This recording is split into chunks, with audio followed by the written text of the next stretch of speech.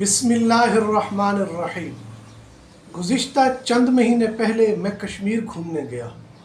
اس کشمیر کا جو میرا تفریحی دورہ تھا اس میں سے صرف 2 باتیں آپ کو بتاتا ہوں جو آپ کے لیے بہت فائدہ مند ثابت ہوں گی اور نجات کا ذریعہ ہوں گی۔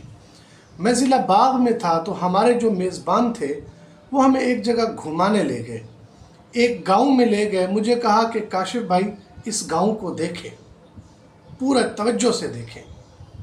میں نے اس گاؤں کو دیکھا، میں نے کہا جی دیکھ لیا۔ کہا کہ 2005 میں کشمیر میں جو زلزلہ آیا تھا، ہزاروں کی تعداد میں لوگ شہید ہوئے، لاکھوں زخمی ہوئے، بستیوں کی بستیاں، شہر کے شہر ملیا میٹ ہو گئے، فرش بن گئے، ملبے کا ڈھیر بن گئے۔ لیکن اس گاؤں میں ایک درخت نہیں گرا، ایک اینٹ نہیں گری، ایک مکان نہیں ٹوٹا، ایک جانور نہیں مرا، زمین میں ایک دراڑ نہیں پڑی۔ مجھے بڑا تعجب ہوا، میں بڑا حیران ہوا۔ میں نے کہا یار قاری صاحب ایسا کیسے ہو سکتا ہے؟ انہوں نے کہا جی اس گاؤں کے چند بچے باغ شہر میں پڑھتے ہیں، باغ شہر میں مدرسہ میں پڑھتے ہیں۔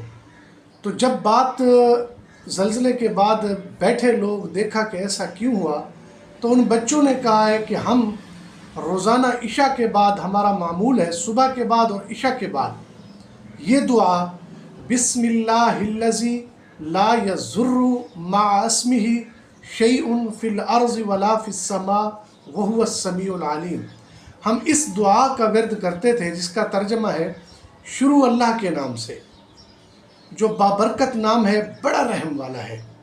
کوئی چیز مجھے نقصان نہیں پہنچا سکتی، کوئی چیز مجھے تکلیف نہیں دے سکتی، اللہ کے پاک نام کی برکت سے۔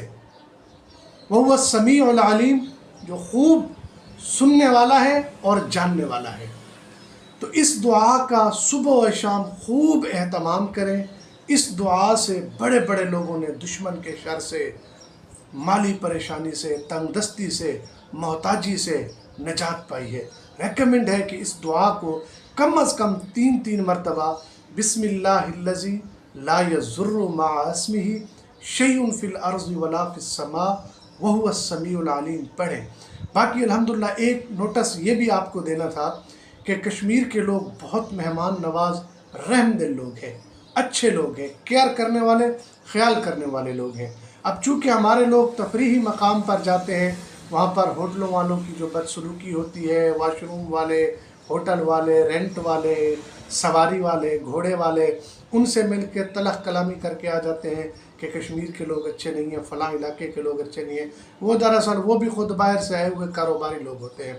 اوریجنل آپ تفریح گاہوں میں جائیں، پہاڑوں پہ جائیں، بستیوں میں جائیں، اندرون کشمیر میں جائیں، بہت رحم دل، ہمدرد اور مہمان نواز لوگ ہیں۔ اللہ پاک ہم سب کو عمل کی توفیق نصیب کرے۔